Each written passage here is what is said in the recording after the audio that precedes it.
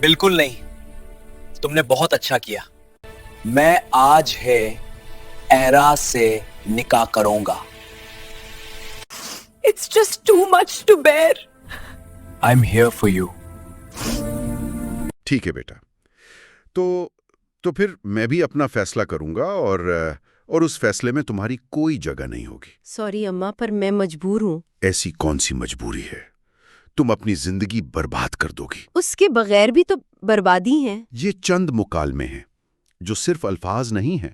یہ ایک خاندان کے اندر چلنے والے زلزلے کی لرزش ہیں.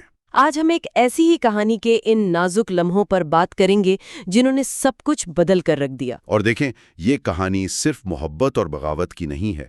مطلب یہ اس سے کہیں زیادہ گہری ہے. یہ انا کی، اختیار کی اور ان فیصلوں کی کہانی ہے جو جب کر لیے جائیں تو واپسی کا کوئی راستہ نہیں چھوڑتے. ہم آج صرف یہ نہیں دیکھیں گے کہ کیا ہوا، بلکہ یہ سمجھنے کی کوشش کریں گے کہ ان کرداروں کے ذہنوں میں آخر چل کیا رہا تھا. تو آئیے شروع کرتے ہیں. اس لمحے سے جب گھر میں طوفان آنے سے پہلے کی جو خاموشی ہوتی ہے وہ ٹوٹتی ہے. کہانی کے شروع میں ہی خاندان ایک بحران سے دوچار ہے، مگر یہ صرف ایک بیٹی آئرا کے وقت پر گھر نہ پہنچنے کا بحران نہیں ہے. نہیں، بالکل نہیں. یہ والد کے اختیار کا، ان کی اتھارٹی کا بحران ہے.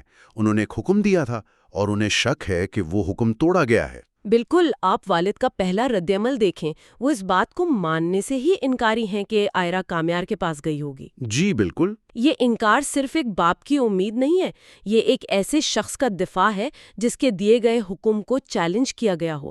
ان کی پریشانی صرف بیٹی کی فکر نہیں، بلکہ اس خوف کی بھی ہے کہ ان کا کنٹرول ختم ہو رہا ہے. اچھا. اور دوسری طرف والدہ ہیں جن کی بے چینی خالصتاً مامتا کی ہے. وہ ہر جگہ فون کر رہی ہیں، ان کا دل ڈوب رہا ہے. یہ ایک ہی گھر کے اندر دو بالکل مختلف قسم کے خوف کو ظاہر کرتا ہے. اور یہ خوف اس وقت اور بڑھ جاتا ہے جب تھانے میں رپورٹ کروانے کی بات ہوتی ہے.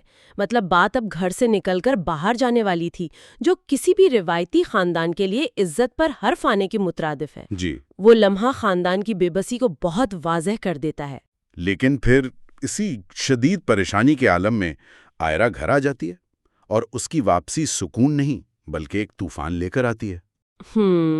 وہ آ کر بہت پرسکون طریقے سے کہہ دیتی ہے کہ میں کامیار سے ملنے گئی تھی. یہ صرف سچ بولنا تھا یا اس سے کچھ زیادہ؟ یہ سچ سے کہیں زیادہ تھا. یہ ایک طرح سے طاقت کا مظاہرہ تھا.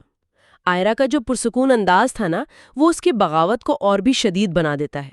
اچھا، وہ کیسے؟ دیکھیں، اگر وہ روتی ڈرتی تو شاید اس کے والدین اسے کمزور سمجھ کر قابو کر لیتے، لیکن اس کا سکون بتا رہا تھا کہ وہ سوچ سمجھ کر یہ قدم اٹھا رہی ہے. یہ ایک اعتراف نہیں بلکہ ایک اعلان جنگ تھا. اور پھر وہ لفظ استعمال کرتی ہے جو اس پوری کہانی کا آپ کہہ لیں محور ہے: مجبور. جی، مجبور. یہ لفظ مجھے بہت دلچسپ لگتا ہے. جب آئرا کہتی ہے کہ وہ مجبور ہے تو وہ کس چیز سے مجبور ہے؟ کیا یہ صرف محبت کی مجبوری ہے یا اس کے پیچھے کچھ اور بھی ہے؟ دیکھیں، یہاں مجبوری کے کئی معنی ہیں.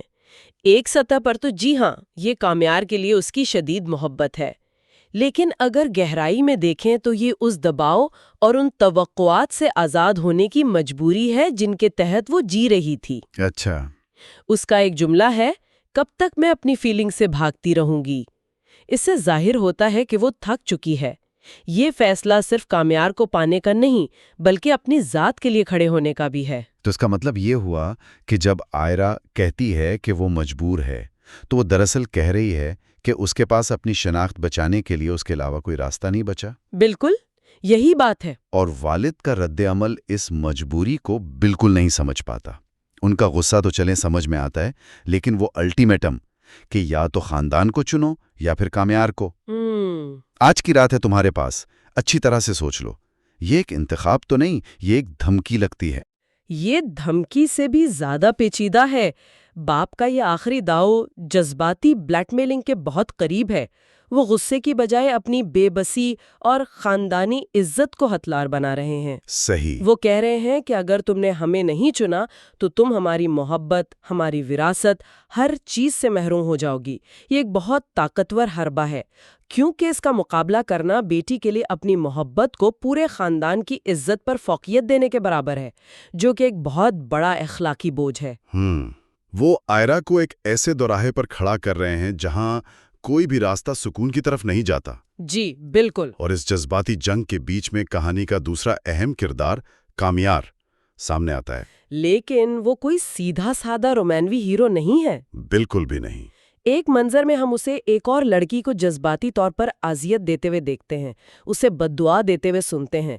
ये हमें कामयार के बारे में क्या बताता है? ये मंजर कामयार के किरदार की पेचीदगी को समझने के लिए बहुत बहुत जरूरी है। कामयार का रवैया जख्मी अना यानी वुंडेड ईगो की क्लासिक मिसाल है। वो मोहब्बत नहीं बल्कि अपनी तजलील का बदला जीतना चाहता है। बदला? जी। आयरा का खानदान उसे पहले मुस्तरद कर चुका है और अब उसकी जंग सिर्फ आयरा को पाने की नहीं रही बल्कि उस खानदान को हराने की बन गई है। इसके लिए आयरा एक शख्स से ज्यादा एक ट्रॉफी बन गई है जिसे जीत कर वो अपने माजी की शिकस्त को मिटा सकता है। मैं ये तो मानता हूं कि बदला एक बड़ा हिस्सा है, लेकिन क्या उसमें मोहब्बत का कोई अंसर नहीं? क्या ये एक आशिक की मायूसी नहीं हो सकती जो हर दरवाजा बंद देख के दीवार तोड़ने पर मजबूर हो गया हो? आपकी बात दुरुस्त है। ये कभी भी इतना सादा नहीं होता। यकीनन उसके दिल में आयरा के लिए जज्बात हैं, लेकिन उसके अमल पर उसका माजी हावी है।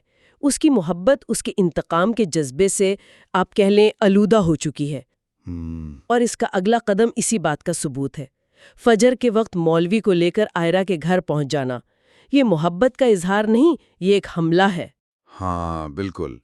वो दरवाजे पर आकर शादी नहीं करना चाहता, वो दरवाजा तोड़कर अंदर आना चाहता है। जी। वो सीधा आयरा के वालिद के सामने खड़ा होकर कहता है, एक बार पहले भी आया था मैं आपके घर आपकी बेटी से शादी करने, बस एक झूठ की वजह से आप लोगों ने कितना बेइज्जत किया था मुझे। ये मुकालमा तो साफ साफ बदले की आग को जाहिर कर रहा है। वो उन्हें उनकी औकात याद दिला रहा है। और वो ये भी कहता है कि वो आयरा की मर्जी से आया है और गवाह भी साथ लाया है। जी, ये एक सोचा समझा मंसूबा है। वो आयरा के खानदान को कानूनी और समाजी हर लिहाज से बेबस कर देना चाहता है। वो साबित करना चाहता है कि जिस शख्स को उन्होंने मुस्तरद किया था, आज वो उनकी दहलीज पर उनकी शर्तों पर उनकी बेटी को ले जाने आया है और वो कुछ नहीं कर सकते। सही। ये मोहब्बत से ज्यादा अना की जंग है। यकीनन। कामयार की इस हरकत से घर में जो कहराम मचता है वो तो काबिल फहम है। आयरा की माँ और बहन उसे नीचे जाने से रोकती हैं, उसे बाप से रिश्ते के टूटने का वास्ता देती हैं। इस लम्हे आयरा पर क्या गुजर रही होगी? एक तरफ उसका वादा है और दूसरी तरफ पूरा खानदान। इस लम्हे आयरा किस्मत के आगे हथियार डाल देती है। उसका ये कहना कि शायद किस्मत में ये सब ऐसे ही होना लिखा था, उसकी बेबसी को भी जाहिर करता है और शायद उस मुश्किल इंतखाब की जिम्मेदारी से बचने का एक तरीका भी है। अच्छा। जब इंसान एक नामुमकिन फैसला करने पर मजबूर हो जाए तो अक्सर वो उसे किस्मत का लिखा कहकर कबूल कर लेता है। वो हालात के धारे में बहती जा रही है क्योंकि अब उसके पास हिम्मत नहीं बची कि वो किसी एक तरफ खड़ी हो सके। और फिर वो मंजर आता है जो शायद इस पूरी कहानी का सबसे जज्बाती और तकलीफ दे लम्हा है। आयरा के वालिद वो उससे आखिरी बार बात करने आते हैं। उनका लहजा, उनके अल्फाज, सब कुछ टूटा हुआ है। वो कहते हैं, एक हरा हुआ बाप बस एक ही गुजारिश कर सकता है। ये अल्फाज सुनकर तो दिल दहल जाता है। हकीकत लगने लगती है। बिल्कुल। हम में से बहुत से लोगों ने अपने खानदानों में इस किस्म की टूटी हुई खामोश गुफ्तगू सुनी होगी, जहां अल्फाज से ज्यादा खामोशी चीख रही होती है। वो इज्जत से अपनी बेटी को रुखसत करने के लिए सिर्फ 2 दिन की मोहलत मांगते हैं और कहते हैं कि इसके बाद उनके दरमियान कोई ताल्लुक नहीं रहेगा। जी। शरीफ लोगों के घर से बेटियां इस तरह रुखसत नहीं होती। ये जुमला सिर्फ एक इल्तिजा नहीं, ये आयरा के ज़मीर पर एक आखिरी ज़र्ब है। बिल्कुल। इस मुकालमे में वालिद ने अपनी बेटी को अखलाकी तौर पर एक ऐसी जगह ला खड़ा किया है जहां इनकार करना नामुमकिन हो जाता है। वो उसे ये एहसास दिला रहे हैं कि उसके फैसले ने न सिर्फ उनके दिल को तोड़ा है बल्कि उनकी इज्जत, उनके उसूलों, उनकी पूरी जिंदगी की अकदार को पामाल किया है। तो वो 2 दिन नहीं मांग रहे। ऐसा बोझ है जिसे वो शायद कभी उतार ना पाए। इस शदीद जज्बाती लम्हे के बाद कहानी में एक आर्जी समझौता होता है। आयरा कामयार को फोन करती है और अपने फैसले पर कायम रहते हुए कहती है कि उसे शादी सही तरीके से करनी होगी, अपने वालदैन को लेकर आना होगा। ये क्या था? क्या ये अपने बाप की हार का अजाला करने की कोशिश थी? یہ آئرہ کی طرف سے اپنے خاندان کی عزت بچانے کی ایک آخری مایوس کن کوشش ہے۔ وہ محبت کو تو نہیں چھوڑ رہی، لیکن وہ اس رشتے کو سماجی اور خاندانی اصولوں کے دائرے میں لانے کی کوشش کر رہی ہے۔ وہ کامیار کو یہ پیغام دے رہی ہے کہ اگر تم مجھ سے محبت کرتے ہو تو تمہیں میری دنیا کی بھی عزت کرنی ہوگی، بھلے ہی میں نے اسے چھوڑنے کا فیصلہ کر لیا ہو۔ اور حیران انگیز طور پر کامیار مان جاتا ہے۔ اس کا یہ کہنا کہ اگر میں بھی وہی کروں جو میرے ساتھ کیا گیا تھا تو کیا فرق رہ جائے گا تم میں اور مجھ میں، یہ تو اس کے کردار کے بالکل برعکس لگتا ہے۔ کامیار کا یہ جملہ اس کے کردار میں ایک نئی پرت کا اضافہ کرتا ہے۔ یہ ظاہر کرتا ہے کہ اس کے اندر انتقام کی آگ کے ساتھ ساتھ شاید کہیں نہ کہیں صحیح اور غلط کا احساس بھی باقی ہے۔ صحیح۔ یہ آئرہ کی محبت کا اثر ہو سکتا ہے، یا شاید ایک لمحے کے لیے اس کی اپنی انسانیت جاگ اٹھی ہو۔ وہ آئرہ کی خاطر ایک قدم پیچھے ہٹنے کو تیار ہو جاتا ہے، جو اس رشتے کے لیے ایک چھوٹی سی، بہت ہی نازک سی امید کی کرن ہے۔ یہ لمحہ بتاتا ہے کہ وہ صرف ایک ویلن نہیں۔ جی، وہ صرف ایک ویلن نہیں، بلکہ ایک پیچیدہ انسان ہے جو خود اپنے اندرونی شیطانوں سے لڑ رہا ہے۔ لیکن جہاں کامیار ایک قدم پیچھے ہٹتا ہے، وہیں آئرہ کے والد اپنے فیصلے پر چٹان کی طرح قائم رہتے ہیں۔ وہ اپنے ایک رشتہ دار کو صاف صاف بتا دیتے ہیں کہ ان کا فیصلہ حتمی ہے، وہ آئرہ سے تعلق ختم کر رہے ہیں۔ جی، کیونکہ ان کے لیے یہ اصولوں کی جنگ ہے۔ وہ جس شخص کامیار کو اپنی بیٹی کے لائق نہیں سمجھتے، وہ اس کے سامنے جھک نہیں سکتے۔ ان کے آخری الفاظ اس پوری کہانی کا درد سمیٹے ہوئے ہیں۔ کون سے الفاظ؟ ایک باپ اپنی بیٹی کو راضی خوشی ویسے انسان کے حوالے کیسے کر سکتا ہے جسے وہ دل سے اچھا مانتا ہی نہیں؟ یہاں ان کا دکھ صرف بیٹی کے جانے کا نہیں، بلکہ اس بات کا ہے کہ ان کی بیٹی نے ایک ایسے شخص کو چنا جو ان کی نظر میں غلط ہے۔ یہ ان کی پرورش کی، ان کی اقدار کی شکست ہے۔ بالکل۔ تو کہانی یہاں آ کر ایک ایسے موڑ پر ختم ہوتی ہے جہاں محبت کے نام پر کیا گیا ایک فیصلہ ایک خاندان کو بکھیر چکا ہے۔ آئرہ اپنے مستقبل اور ماضی کے درمیان کھڑی ہے۔ اس کے والد شکست خوردہ ہیں لیکن اپنے اصولوں پر قائم ہیں۔ اور کامیار، جس نے سمجھوتے کی ایک چھوٹی سی امید تو دکھائی ہے، لیکن اس کا ناقابل اعتبار رویہ اب بھی ایک بہت بڑا سوالیہ نشان ہے۔ بالکل، یہ کہانی ہمیں سوال پر چھوڑ جاتی ہے کہ جب محبت کسی کو اپنے خاندان اور اپنے ساتھی میں سے کسی ایک کو منتخب کرنے پر مجبور کر دے تو کیا کوئی بھی انتخاب واقعی صحیح ہو سکتا ہے؟ کیا ایسے فیصلے میں کوئی فاتح ہوتا ہے؟ آئرہ نے کامیار کو جیت لیا، لیکن کیا اس نے خود کو، اپنے ماضی کو اور اپنے باپ کی محبت کو ہمیشہ کے لیے نہیں ہار دیا؟ یہی وہ سوال ہے جو سننے والوں کے لیے ہے۔